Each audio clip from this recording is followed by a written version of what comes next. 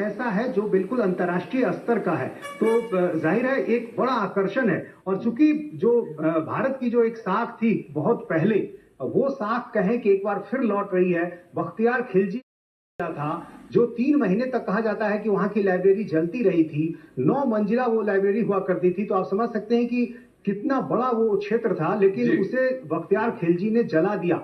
और उसके बाद करीब 1200 साल के करीब 800 साल के बाद एक बार फिर से वो चीज यदि पुनर्स्थापित हो रही है, वो गरिमा फिर से मिल रही है, तो जाहिर सी बात है कि बड़ी चीज है। और प्रधानमंत्री मोदी आज उस जगह पर भी जाएंगे जिसका जिक्र आप कर रहे हैं। प्रधानमंत्री मोदी जो नालंदा के जो अवशेष हैं, जो अपने आप में आज भी बहुत भव्य नजर आते हैं, प्रधानमंत्री जाएंगे वहां पर भी जाकर वो कुछ वक्त बिताएंगे। तो प्रधानमंत्री मोदी कितने बजे तक पहुंचेंगे और किस तरह से उनका ये पूरा कार्यक्रम रहने वाला है आज नालंदा में? देखिए, प्रधानमंत्री सबसे पहले वो खंडहर में जाएंगे जहां पर वो प्राचीन विश्वविद्यालय हुआ करता था, और वहां पर चूंकि जो संरचनाएं हैं वो अभी मौजूद हैं, उस पूरे हिस्से को समझेंगे। क्योंकि जब खुदाई हुई उसके बाद जो अवशेष मिला, कहा जाता है कि जो विश्वविद्यालय था उसका सिर्फ 10% हिस्सा अभी मिला है। तो सिर्फ 10% का हिस्सा है जो आप देख पाते हैं। हम लोग वहां जाते हैं, पर्यटक भी वहां जाते हैं, और जाहिर है उस पूरे हिस्से को देखेंगे। उस लाइब्रेरी का हिस्से को भी देखेंगे जिसे बख्तियार खिलजी ने जला दिया था। और वहां कहा जाता है कि 3 लाख पुस्तकें हुआ करती थी। और वो पूरा हिस्सा एक ऐसा अद्भुत नजारा है जहां पर 300 कमरे हुआ करते थे, जहां पर एक साथ 10,000 छात्र और 2700 शिक्षक रहा करते थे। तो आप समझ सकते हैं कि वो जगह कैसी होगी। चूंकि अवशेष कुछ वहां पर है, वहां पर मैं पहले भी गया हूं। जो कमरे हैं, जो छात्रों के रहने के कमरे हैं, जितने सिलसिलेवार तरीके से हैं, वो बताता है कि किस तरह से सब कुछ पहले से सोची समझी पद्धति के तहत वहां पर सारी चीजें स्थापित की गई थी। और हर कुछ व्यवस्थित है, बिल्कुल एक प्लानिंग जिसे कहते हैं वो वहां पर दिखाई देती है आज भी। तो जो हिस्से अभी दिखाई दे रहे हैं, उन सारे हिस्सों को, संरचनाओं को प्रधानमंत्री देखेंगे। और उसके बाद फिर वो उस कैंपस में आएंगे जो वहां से करीब 17 किलोमीटर दूर है। जो नालंदा विश्वविद्यालय प्राचीन खंडहर है, वहां से 17 किलोमीटर की दूरी पर ये वो जगह है जहां नई यूनिवर्सिटी बनाई गई है।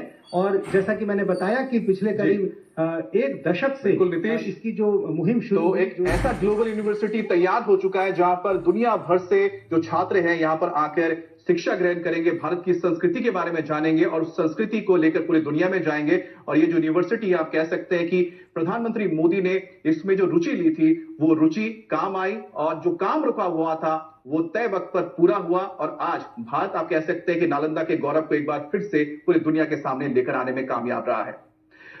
बहुत बड़े स्तर का प्रोजेक्ट था, कई तरह की उसमें समस्याएं थी, कई जो दूसरे देश थे उनका भी सहयोग इसमें था, और करीब 26 देशों के छात्र यहां पर अभी पढ़ रहे हैं। तो आप समझ सकते हैं कि एक विश्व स्तर की चीज तैयार हो रही थी। और कई तरह की जो समस्याएं आ रही थी उनको सुलझाने में प्रधानमंत्री नरेंद्र मोदी ने जिस तरह की रुचि दिखाई, उस वजह से वो सारी रुकावटें दूर होती चली गई। और उसी का नतीजा है कि अब ये जो पूरी संरचना है वो खड़ी हो गई है। और 455 एकड़ क्षेत्रफल में जिस तरह से ये बनाया गया है, और जिस तरह से खासतौर से जीरो नेट जो पद्धति है उसको ध्यान में रखा गया है, पर्यावरण के बिल्कुल अनुकूल। यहाँ करीब 6.5 मेगावाट बिजली जो उत्पादन है वो अंदर ही होगा सौर ऊर्जा के जरिए।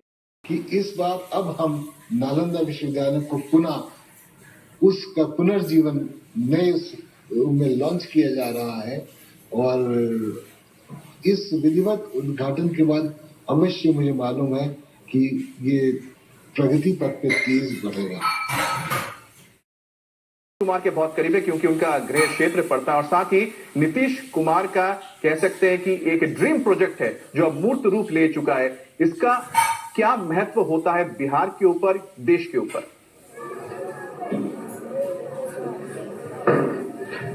देखिए, हम उस जगह पे खड़े हैं जहां पे नालंदा यूनिवर्सिटी, यहाँ से करीब 2 किलोमीटर के अंदर मुख्य कैंपस बनाया गया है। 455 एकड़ क्षेत्र में, आप समझ सकते हैं कि कितना बड़ा एरिया है जहाँ पर ये बना है। और 1749 करोड़ रुपए की लागत से ये तैयार किया गया है। एक बहुत बड़ा सपना पूरा होने जा रहा है। इतिहास आज कह सकते हैं कि एक बार फिर से अपने आप को पुनर्जीवित कर रहा है, क्योंकि नालंदा विश्वविद्यालय की जो साख थी, जो विश्व स्तर पर जो एक पहचान थी, वो पहचान आज फिर से पुनर्जीवित होने जा रही है। और एक लंबे इंतजार के बाद ये पूरा हो रहा है। इसके पीछे की जो कहानी है, 2010 में संसद के अधिनियम से नालंदा विश्वविद्यालय की स्थापना की नींव पड़ी थी, क्योंकि इससे पहले जो पूर्वी एशिया शिखर सम्मेलन हुआ था, उसमें यह तय हुआ था कि एक ऐसा अंतर्राष्ट्रीय स्तर का संस्थान स्थापित किया जाए जहां बौद्धिक, तार्किक, दार्शनिक, आध्यात्मिक जो अध्ययन है वो अंतर्राष्ट्रीय स्तर का हो।